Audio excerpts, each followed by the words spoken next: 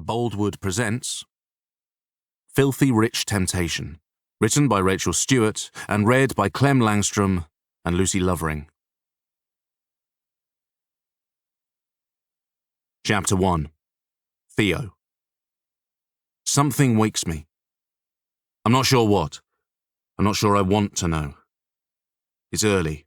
Too early. The kind of early only birds and bakers should see. But now I've heard it, I can't ignore it. I roll onto my back and drag a hand down my face. How in the hell did it get to this?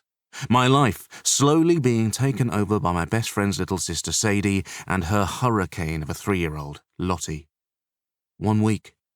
That's all it's been since they moved in. 1. And sure, I said they could stay for the summer, long enough for Sadie to find her feet, get sorted and move on. But now I'm not sure who's going to surrender first. Me or them. That's if the tenants downstairs don't file a noise complaint and force the issue first. And I'm usually good at making decisions, sticking to them, but this might be the one that breaks with tradition and breaks me in the process. I stumble out of bed. Boxers, no shirt. Hair and glasses completely askew. Dignity? What's that again? All I want is coffee. Maybe survival after that. I like my life neat, orderly, predictable. The exact opposite of the scene I find unfolding in my open-plan living space. I adjust my specs and squint against the sunrise, spilling through the floor-to-ceiling windows. Out there, London's skyline is bathed in gold, the Thames glinting like something out of a film. Calm. Cinematic. In here, toddler-powered carnage, and a noise that keeps on giving, squeals, huffs, a ding-a-ling-ding from God knows what. Though I can't see a soul, or a devil. Where on earth? I rake the hair from my eyes and pick my way through a graveyard of stuffed animals and plastic ponies, ignoring whatever's been smeared on the wood in between, and...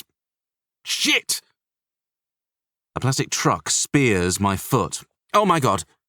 Sadie's head pops over the sofa, her blonde hair wild, her blue eyes wide as they lock onto mine. 1 second.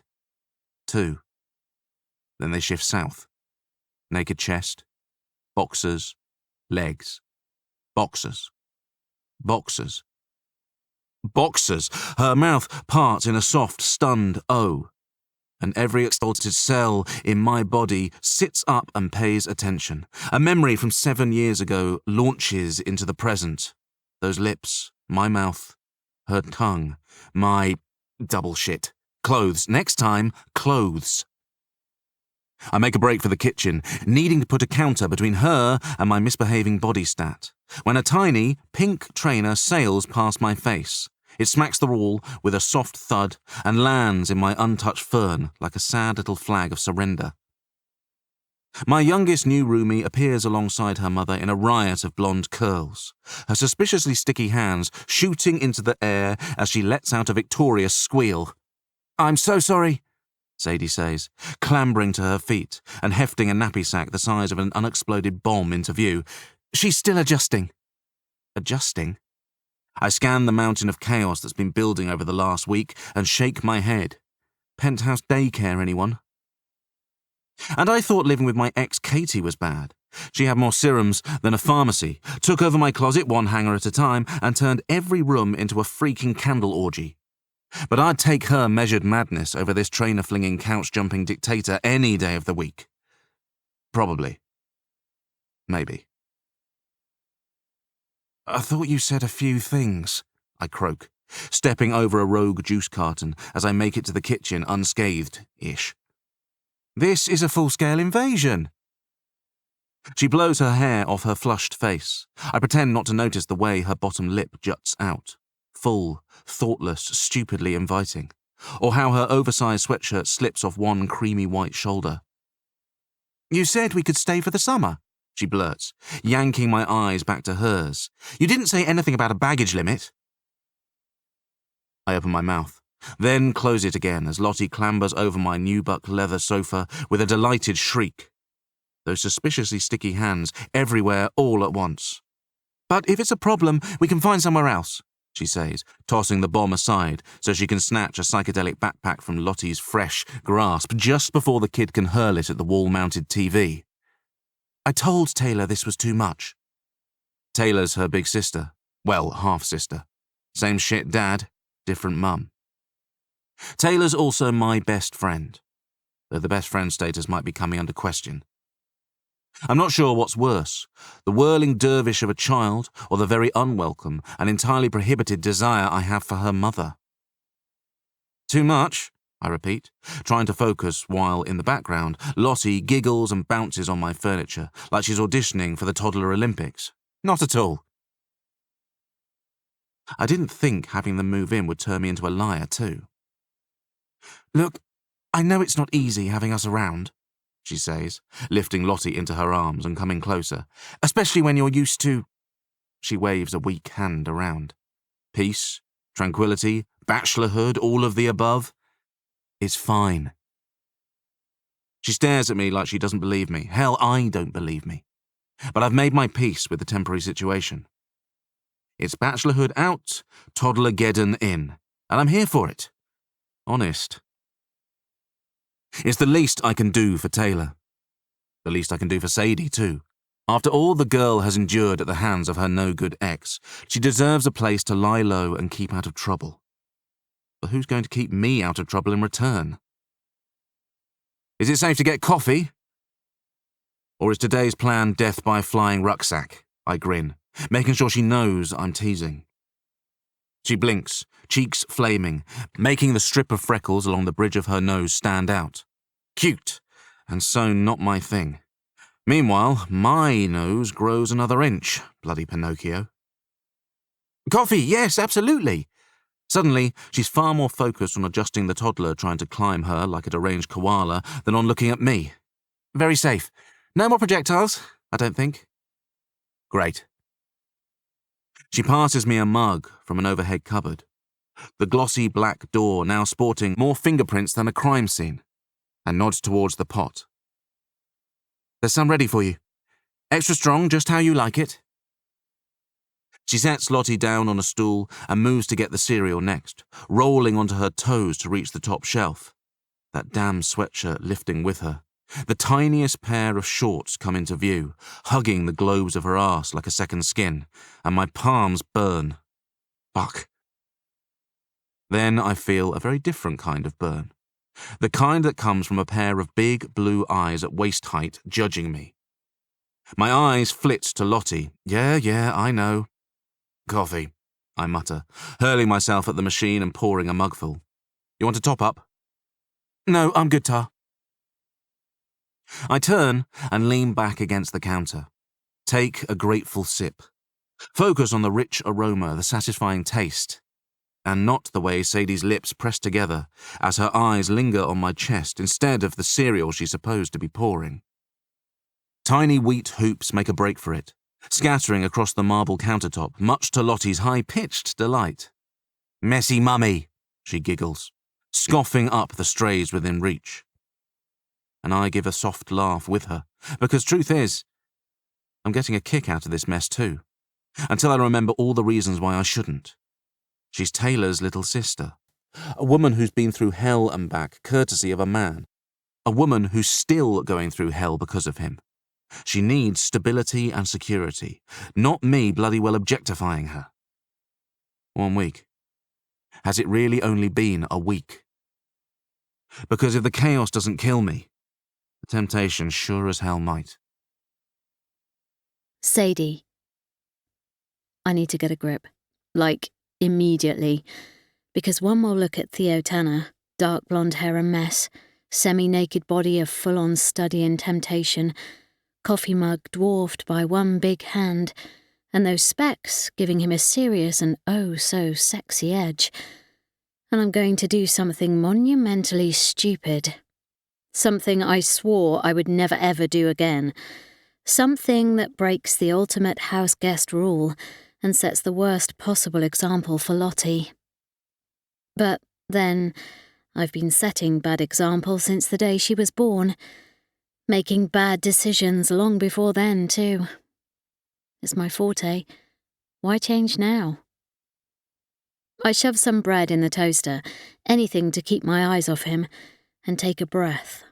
Remind myself that I'm trying to be better, that I want to be better. For Lottie, as much as for myself. Uncle Theo wants some? From the corner of my eye, I spy her offer out a sticky palm full of cereal hoops, and I wait for him to politely decline. This is Theo, after all. Billionaire bachelor Theo. He may have grown up above the corner chippy, feasting off scraps, but these days he's all about the cold-pressed juice and the caviar. I'm exaggerating, of course. I think. Instead, he steps forward, his heady scent drifting towards me as he selects one hoop. Don't mind if I do. He pops it in his mouth, and mine hangs open, his exaggerated chew-turned hum reverberating through my oversensitized body. Did he just... That's good. I think my ovaries just imploded. Watching the man drink his coffee half naked is hard enough. Watching him humour my daughter and share her cereal like it's the best part of his morning, it's not just my libido waking up, it's my heart too. He flicks me a conspiratorial wink before going back in for another, and I'm just as spellbound as Lottie. I swear he doesn't even notice the way he looks, which only makes it worse. Cocky hot is one thing, oblivious hot is a whole new level of dangerous. And he's been like this for as long as I can remember. Hot, unattainable. Taylor's best friend, which means I've been relegated to baby sister since forever. The hanger-on, the one you put up with but don't really notice. Though I forced him to notice me, really notice me, 7 years ago. The most embarrassing moment of my life. I bet he doesn't even remember it, while I wish I could forget. The way my lips bumbled up against his, the heat of him kissing me back, then the searing shame as he leapt away like his life depended on it. Hell, maybe it did. I certainly died a death that day, and so did the bond I thought we'd built after his dad passed away. I was the shoulder he cried on, the one person he could be real with. He didn't have to be Theo Tanner, the strong, dependable one, the trader people trusted with their hard-earned cash, the loving son holding it together for his mother, the best friend with all the answers. He was just Theo, the man. And I loved him for it. More fool me. Like I said, bad decisions, bad examples, they're my forte. And they all have one thing in common. Men. First Theo, then Danny. Though saying their names in the same breath feels wrong on every level. My ex was an abusive prick. Theo? Well, Theo just knew better than to want me. And I should know better than to want him now, which I do, honest.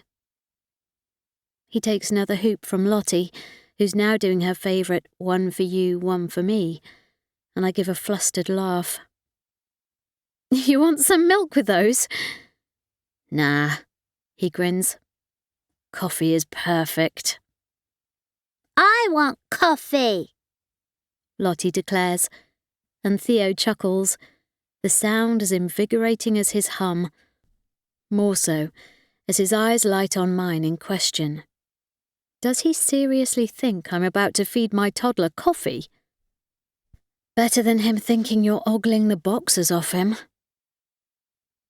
I think you already have enough beans in you, kiddo, he says.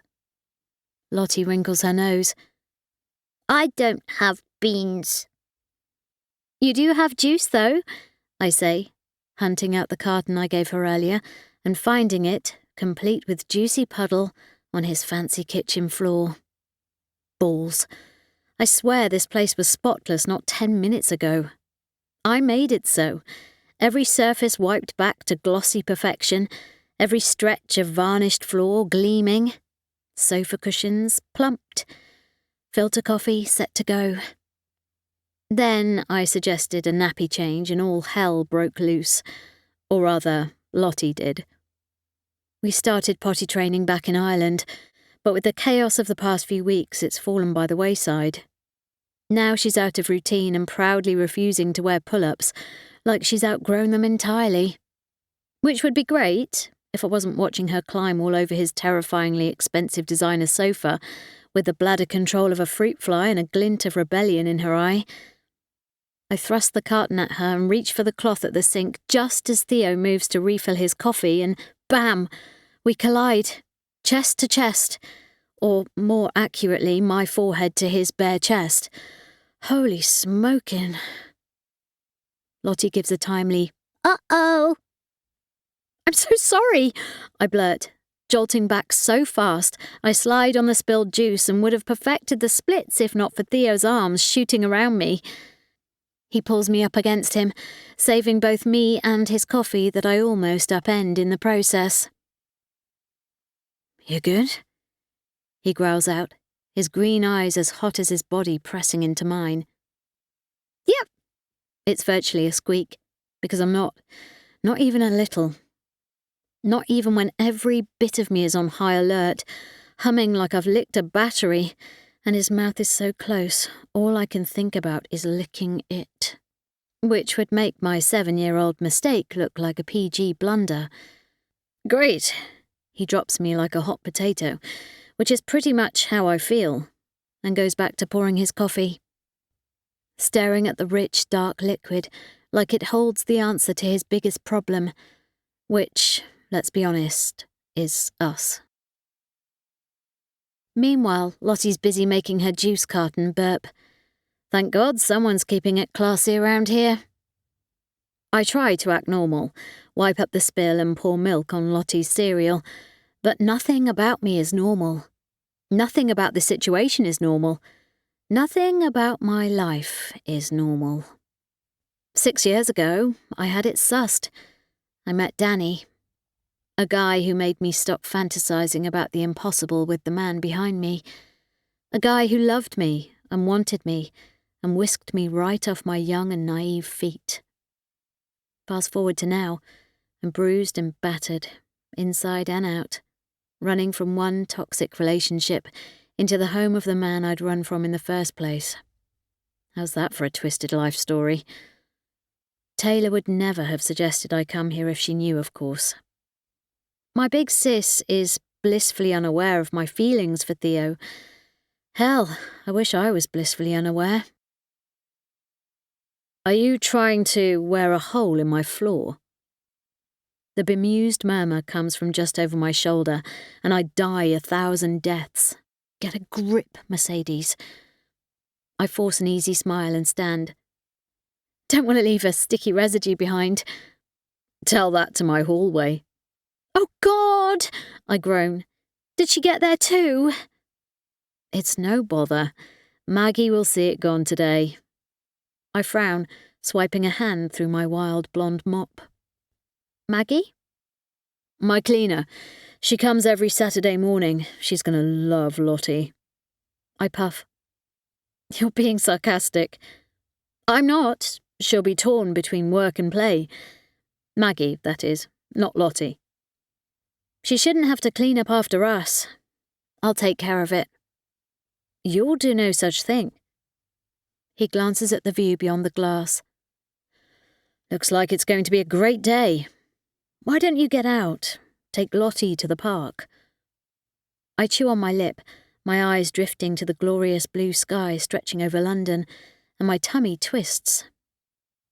Maybe.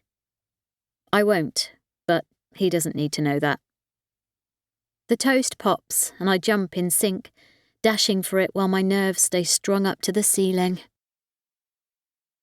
Theo. Sadie plucks the bread from the toaster like she's afraid the thing is still on. And I add another dash of coffee to my very full mug, desperate for something to focus on that isn't her. Her and 30 seconds of pure, unfiltered temptation pressed up against me. Jesus. Less than a minute of contact and my brain short-circuited like a teen crushing on his first girl. Not a man who should know better. A man way too old to be crushing on anyone, especially a girl 12 years his junior. Hell, Taylor's more mum than sister to Sadie, which makes me more... No, don't go there. Daddy fantasies are not my thing. Never have been, never would be. She leans past me to squeeze the cloth under the tap, and so help me God, I almost combust. Coffee sloshes over the side of my mug, and her eyes snap to mine. Don't you start making a mess too, she says with a soft laugh. Christ, if only she knew what kind of mess I had brewing.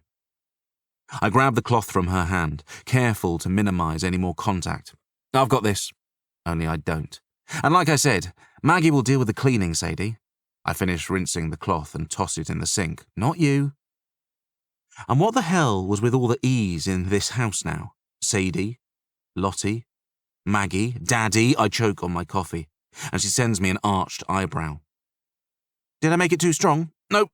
It's all good. It's me that's not. She moves away, but her expression remains skeptical. The frown between her brows deepening as she butters and cuts the toast into perfect little triangles. I rub the back of my neck. Just a couple of months, that's all it is. She'll find her feet, move into her own place, and I'll go back to being the highly respected, extremely single, zero self-control required bachelor I was before. Easy.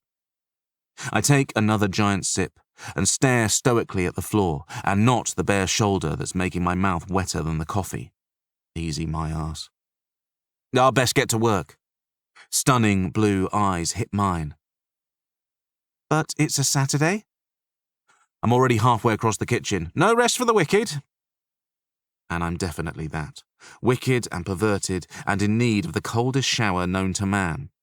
Wicked Uncle Theo, Lottie calls after me, and I swear I hear Sadie stifle a laugh. Wicked, wicked, wicked. Yeah, kid. And don't I know it. Sadie. I slide the plate of toast to Lottie, weighing up whether to talk her down from using her new favourite word on repeat. But you say something in front of a kid, you're always going to risk it catching on, and I'm sure Theo will take it in his stride, won't he?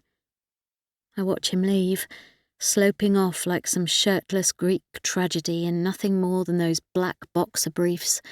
And I know I'm drooling. My logical head screams, inappropriate, forbidden. He broke you once and he's gifting you sanctuary now. But the woman inside me? She's already fanning herself with a piece of toast and praying she can make it through the next hour without making the same mistake 18-year-old her made. Uncle Theo isn't wicked, I say under my breath. Mummy is. And Mummy needs to get this place cleaned up before Maggie arrives. I scan the toddler debris, which seems to have reached into every corner of Theo's vast open-plan space. Bright pops of chaos against the monochrome backdrop, and press my palm to my head. No wonder the man saw it as a full-on invasion. Time to do better at containment, kiddo. Impossible much? Chapter 2. Sadie. 7 years ago. Right, I'm tapping out, Taylor says, coming to a rolling stop as we hit the edge of the park, 5k into what was supposed to be a 10k run. I've got a client in 2 hours, and this body isn't going to preen itself. Ha! You could show up like that and the guy would probably double your rate, I say, bouncing from one foot to the other, still high on adrenaline. And I'm not even kidding. She's tall, glossy, black-haired perfection. Like if Wonder Woman and Black Widow had a baby, raised it on protein shakes and Pilates, and gave it a supernatural aversion to sweat. Boom! Demeanor Tay. Tell her, Theo. Hell no, he says, shaking his head.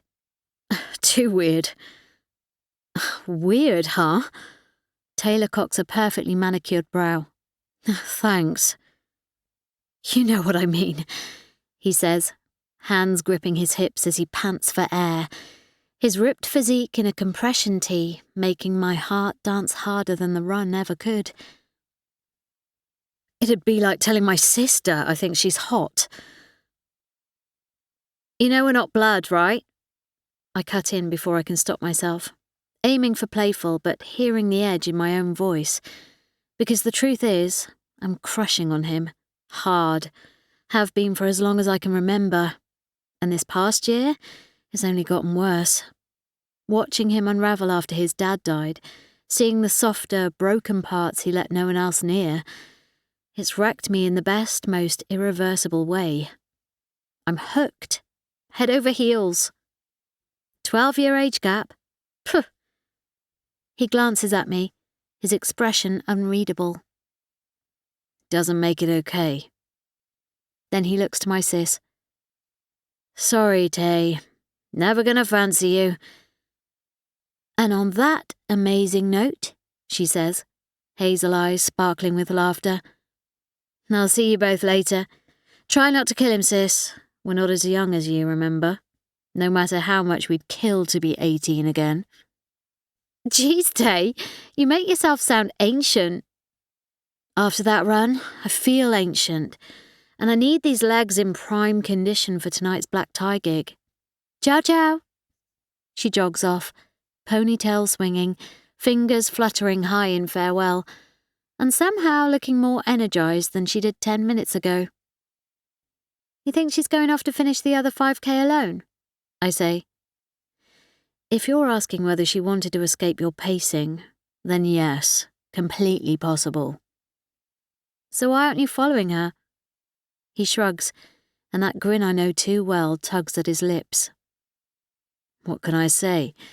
Your pacing does it for me. Move it, Gonzales. Gonzales? I raise a brow. Speedy? The cartoon mouse? He lets out a strangled laugh. Okay, not feeling old at all. And then he takes off. Hey, wait up! I call, grinning as I chase after him. We settle into a rhythm side by side again, his pace way more brutal than mine ever was. So, he says, after several racing minutes of silence. How have things been since you dropped the beauty school bombshell? I roll my eyes. She's still pissed. Told me it's not a real career, which is hilarious considering she runs an escort agency. She just worries about you. Tell me something I don't know. But she can't have it all her way. She doesn't want me in her business because she doesn't think it's suitable, and I... He loses his footing and I flick out a hand, stopping just short of his bicep. You okay? Yep. He stares resolutely ahead, jaw clenched. Then, you were saying? I can't win. She doesn't want me working for her, and she doesn't want me doing my own thing either. She just doesn't want you to leave. Manchester isn't that far. It's far enough when she's used to having you around 24/7. She'll miss you. My eyes flick his way again. And what about you, Theo? You gonna miss me too? I say it like it's a joke, like it's light and nothing, but it comes out all wrong. Too heavy, too loaded. He looks over at me, and the sudden seriousness on his face almost takes my feet out from under me. Yes. His voice is rough, taking on that gruff edge he tries to hide when things get too real, and it makes my heart skip a beat. Of course I'll miss you. We hit the track that runs down to the river. It's quieter here.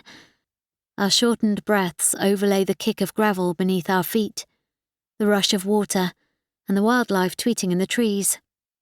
But the only thing I'm attuned to is him. I don't know how I would have gotten through this year without you, he says.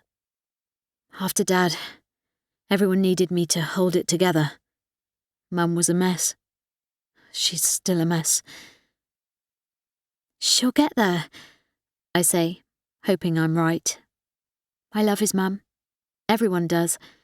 But for me and Tay, she was the one who put food in our belly when Dad was too drunk or distracted to care. She deserves to be happy again. As for your sister and Axel, he says, bringing up his two best friends who should have been there for him, who would have been there for him if he'd given them a chance. They'd just given me their life savings to invest. I had to show them I could do it. Which he did, and then some. He's made a fortune already, and it's growing at an exponential rate. But with you, he didn't have to be any of that, I say quietly, accepting my heart's fate with it. Yeah. You never needed me to be anything but me. And I don't think I ever thanked you. He slows to a stop, turning into me as I do the same. You don't need to thank me, I say. You've been there for me too, for as long as I can remember. You and Tay have had my back. A soft smile touches his lips. Ever the humble one, aren't you? His hand lifts, and with the lightest touch, he sweeps the hair from my face. His fingers linger behind my ear. His unguarded gaze sears mine. And for what it's worth, I'm happy you're going after your dreams. You deserve them all. His hand falls away slowly, like he doesn't want me to let go, and I swear he's breathing faster. My pulse thrums in my throat as we just stand there, staring at each other. His eyes flick to my mouth. My stomach twists, flips, tightens with hope. He finally sees me. Not as Tay's little sister, not as a kid. He sees me. And then I lean in without thinking, brushing my lips against his. It's barely a kiss, more a question I don't know how to ask. And for one breathless second, he doesn't respond, doesn't move, and my heart plummets. But then he catches it, his mouth crashing into mine in sudden answer. His hand slides to my waist, pulling me in. He parts my lips with his tongue, and the sudden invasion makes my head spin and my body melt, my moan as wild and wanton as I feel.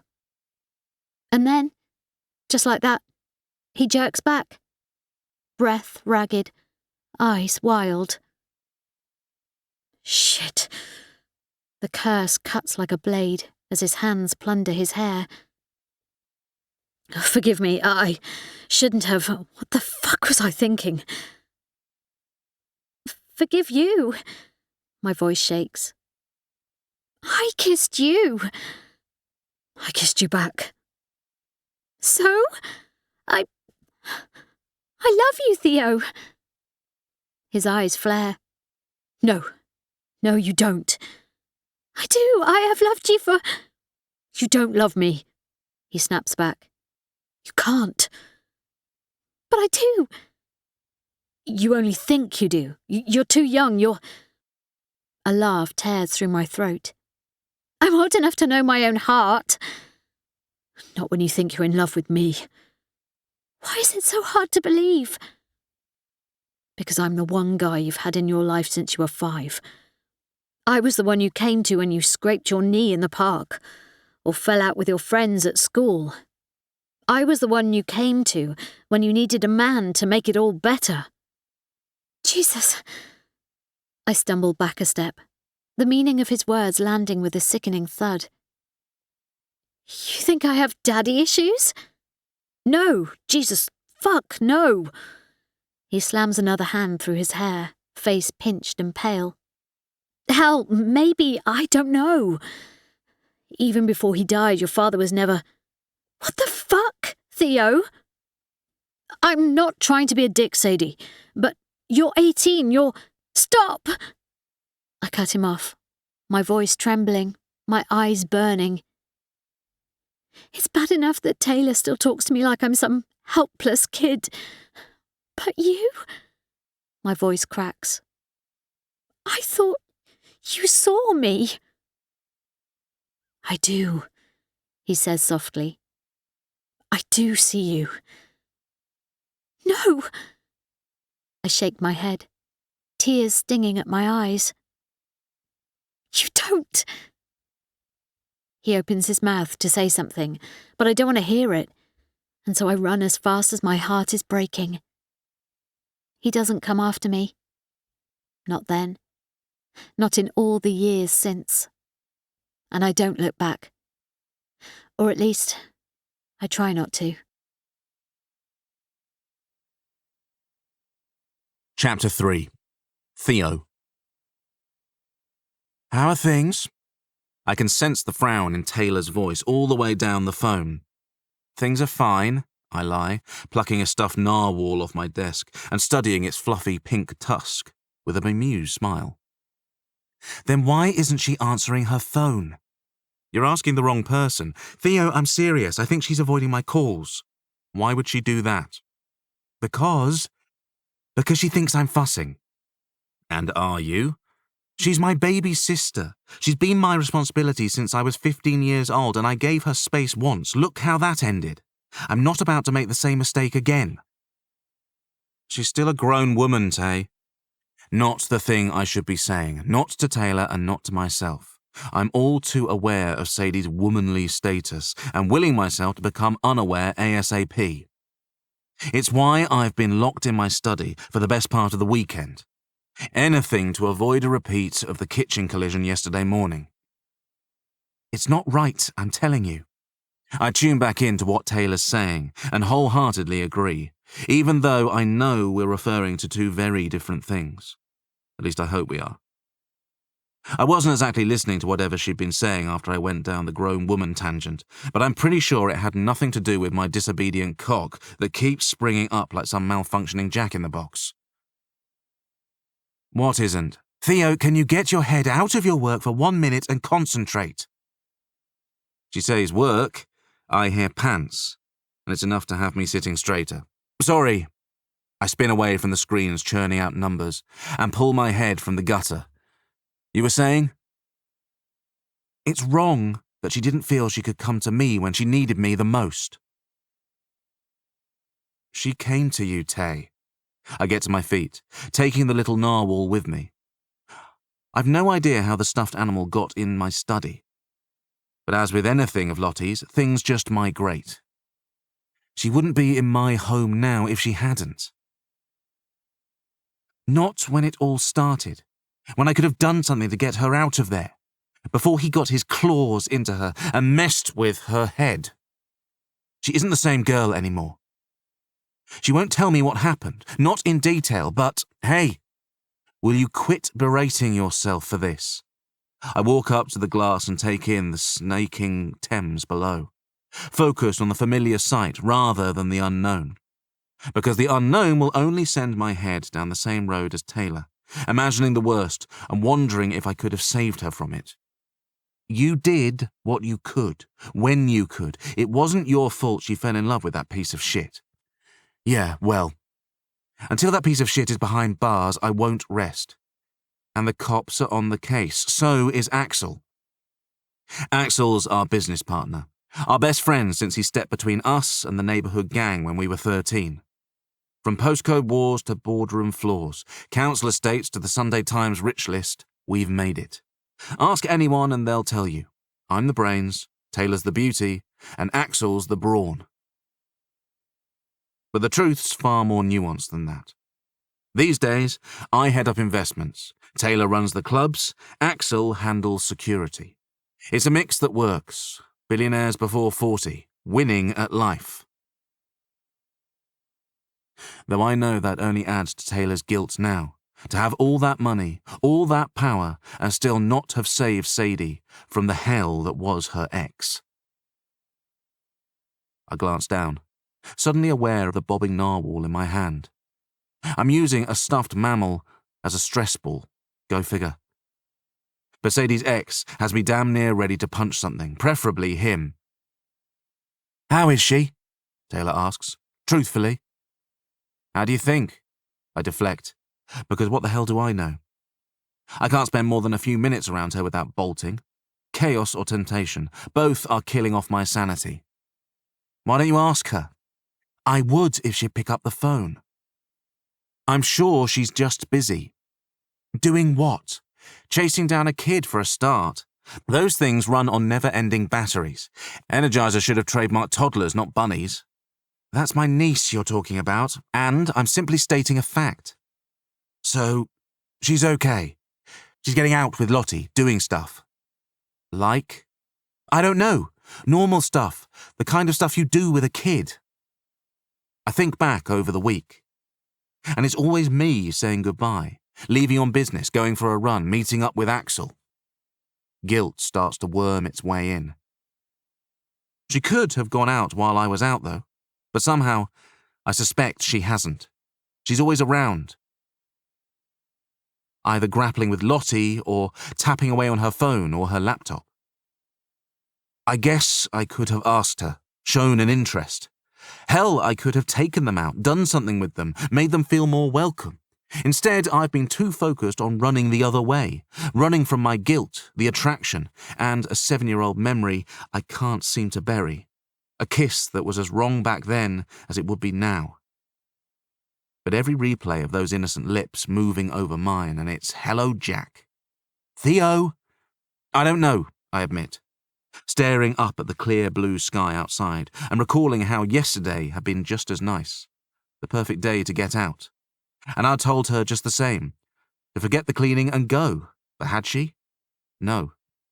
It's only been a week. She probably just needs time to settle in first, get her bearings again. A week stuck inside a penthouse. Shit. Lottie must be climbing the walls. Now that I could answer 100 times over. I'd say so. You can't keep a kid cooped up like that. Guilt morphs into the defensive. I did tell you my place was hardly ideal. It beats her worrying about bringing trouble to my door. So it's okay for her to bring trouble my way, I quip, then instantly regret it. Where the hell's my famed cool? Apparently, it packed up and left the day Sadie...